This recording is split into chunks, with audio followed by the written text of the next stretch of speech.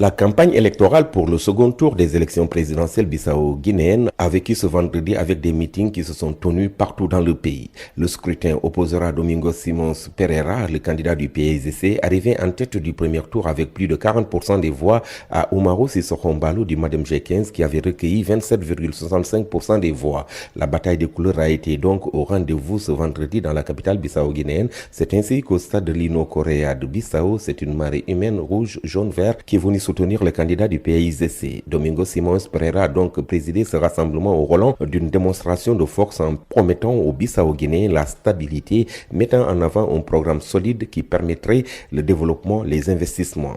Une véritable ambiance de fête a été constatée sur le site de rassemblement des militants d'Umaru Sissoko Embaló, tenu à la grande place publique de Bissau, située en face du siège du Madem G15, venus en masse avec des foulards rouges et blancs attachés à la tête en imitation à leur candidat. De grands artistes de Bissau ont sur place joué leur partition pour surtout chauffer la baraque. Le parti historique a fait son temps, ont soutenu les partisans d'Umaru Sissoko Embaló qui ont dénoncé un système, la corruption et comptent sur le report des voix des candidats malheureux du premier tour pour une victoire au soir du 29 décembre 2019. Les militants de chaque camp se disent confiants pour l'issue de cette élection présidentielle.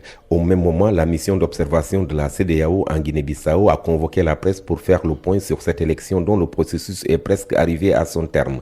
Le dimanche 29 décembre 2019, le monde entier aura donc les yeux tournés vers ce pays afin de savoir qui des deux candidats sera élu du peuple. Un peuple qui a une nouvelle fois démontré une maturité démocratique à travers une campagne électorale des plus pacifiques.